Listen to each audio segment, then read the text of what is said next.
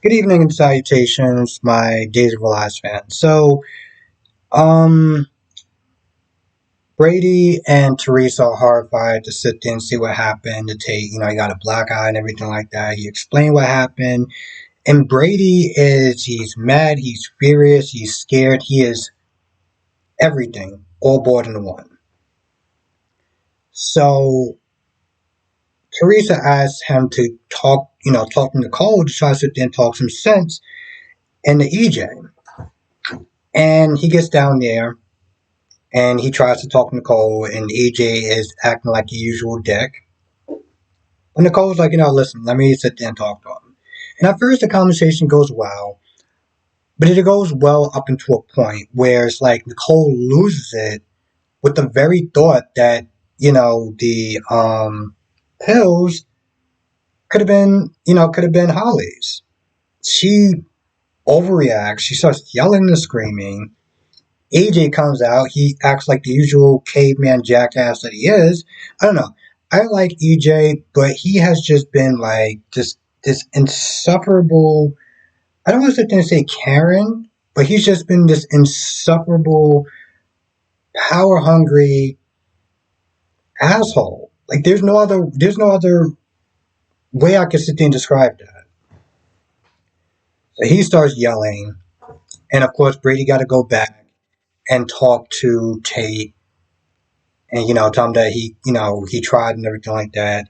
I don't understand what is with this whole I swear on my dad, I swear on my grandfather. It's so extra and so over the top, and I get it's a soap opera, but I don't know what they were trying to go for, but it just comes across as just cringe and just kind of stupid. Whatever.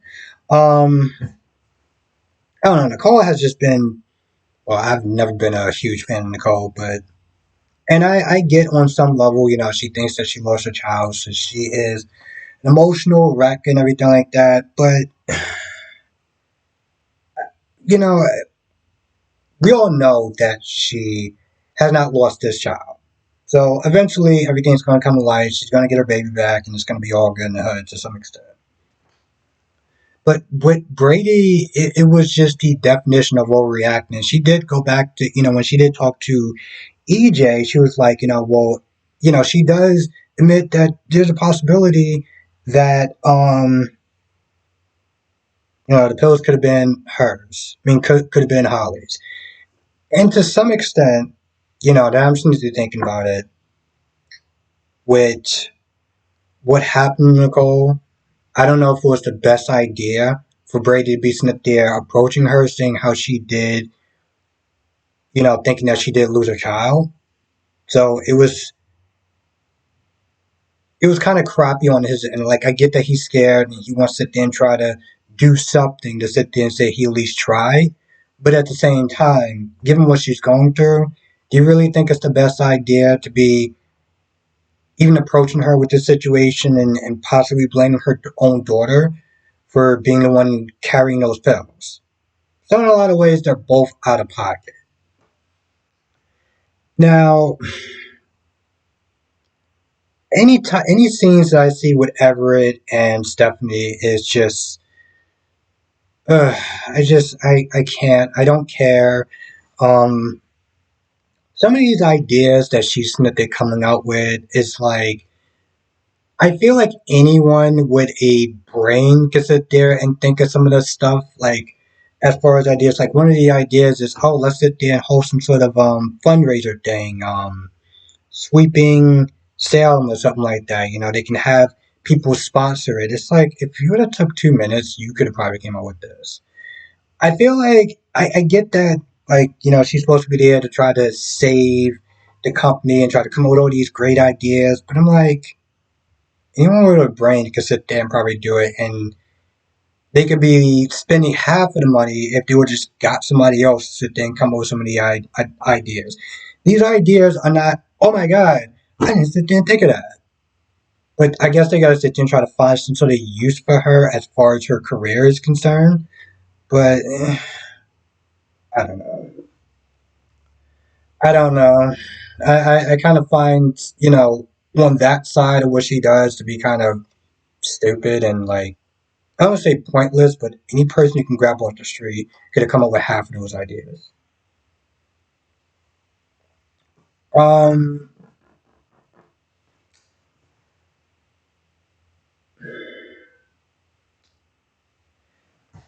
so Harris is talking to one of the dealers, and at first he's like, "Hey, listen, we could just sit there and make this whole thing go away, because you may have some priors or whatever. You may be spending a long time in jail."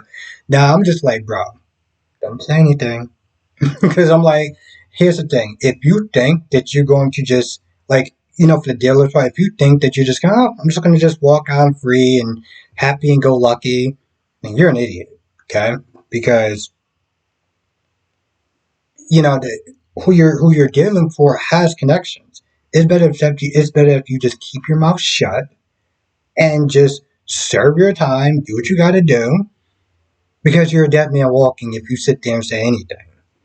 So he takes him down to the station and he tries to get some more information out of him. Everett comes in and Everett's like, let me sit there and talk to him. You know, People will sit there and open up to me. You might get something. And I guess it's, probably against police policy to have a civilian, somebody that's not a cop, come in there and question him. I think that might have been a way to go. Just, it's unorthodox, but I'm pretty sure Paulina would have been like, listen, I ain't like the way you went about this. It's probably not normal procedure, but let's get this done. Could have also been thrown out, but whatever. The point is, I think that Paulina would have probably okayed it. But Harris says no, so he walks away. Now, Paulina is on this whole health thing. She's drinking like whole wheat grass or something like that. And, Snell's just like, this looks like ass. Like, and Abe comes in. Abe comes in with some donuts or whatever, and she takes it away and it's just like, I was like, Paulina, don't be that type of person. Don't be that type of person. It's like, oh, I'm on a health kick, so now I want to make sure everyone else is on the same page. It's like, don't be that obnoxious person. But she thinks that if he eats a certain way, that he can somehow get his memories back. And Snell leaves. They get to talking, and she's all like, "Oh, maybe we could sit there and watch this video and see if you can remember anything." Now, at this point, Abe is like, listen, there's a good possibility I'm not going to get my memories back. Are you going to be okay with that? And she's like, yes. And I'm like, well, if that's the case, then, you know, why are you pushing so much for him to sit there and watch this video? They do because, I don't know, they got to sit there and find a minute to fill out 40 something minutes of time. So they go through it, but he still doesn't remember anything. She gets a call from Brady, and Brady's like, yo, listen, you need to sit there and fire him. But, Brady was like, hey, listen, I tried, but he's operating within the law. Now, this law, and this is, I was thinking about this in the beginning when I started watching the episode. This law, first, I think, he's also, EJ is also charging him with supplying the guns, right? But then he's also charging him with bodily harm. Basically, they're saying that because he delayed any sort of medical intervention, that her injuries he's responsible for. But then it always goes back to the Seinfeld episode, the Good Samaritan Act, right?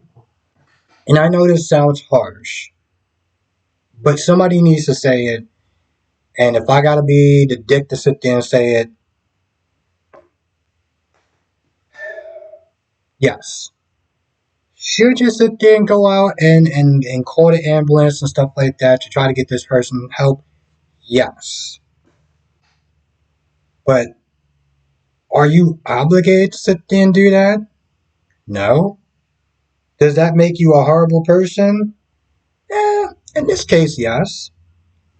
But that's the same thing as if you see somebody attacking someone else. Then they sit there and say, well, I got all these injuries because you didn't sit there and help. They're not obligated to sit there and help. They could have wound up getting injured as well. This is where I go back to the whole, and I know I'm kind of going off on a rant a little bit, but this is where it goes back to Thomas and Emma. And people sitting there saying, oh, well, he could have sat there and helped. He just stood there and didn't do anything. He's not obligated to do anything. I don't understand where this whole we gotta save the world crap comes from. He wasn't obligated to sit there and help her. She was sitting there trying to screw up his plans. Why should he have to sit there and help her? Because it's the right thing to do? Okay, cool. It is the right thing to do. But not everyone actually has to sit there and do the right thing. He didn't have to sit there and help Emma out the car. The car could have exploded and then he could have been dead. So, like, yes, that's a dick way that they're looking at it, but he didn't actually have to do that. And that's the same thing with Tate. He didn't have to sit there and help. He could just sit there and be like, well, I told you not to sit there and take those pills, and you didn't want to sit there and listen to me because you knew better. So, well, I feel like eating tonight. He could have just simply walked off. Now, would that have been an absolute trash dick move of him? Yes. But the point is, he didn't have to sit there and help. He didn't have to. That's the bottom line. And I know people are going to sit there and look at me like, oh my God, that's so horrible. Yes, it is. But it's the truth. And even if the truth is ugly, it's still the truth. Um, Now, when Everett left Stephanie, Jada came in. Again, I feel like this is one of those. This almost just kind of comes along as like a Scooby Doo sort of thing. Just how stupid and silly this is. That in this small ass town, where only so many places, you're sitting there telling me that they've never crossed paths, ever in a small little town. They've never like. This is dumb because they keep sitting there talking. Jada's, they're doing their girl talk, right? And Jada Smith they're asking Stephanie, hey, I thought you and Harris really hit it off. I don't understand why Stephanie did not bother to tell Everett about the kiss. I don't get that. It's not like it's not out there in the universe. Ava knows. He did sit there and say he was going to tell Ava. And if Ava knows, she can simply tell somebody else. So why is she keeping it a secret? Makes no sense, but whatever. But they talk about Everett. She doesn't sit there and say the name.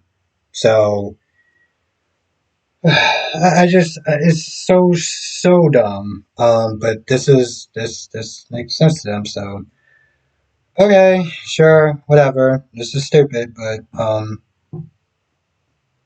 whatever. I feel like that's about it. I can't think of anything else. But yeah. If I forgot anything, either leave it in the comment section below, or you can come to the live stream tonight, 8 p.m. Eastern, 5 p.m. Pacific. We'll sit there and talk about all the shows.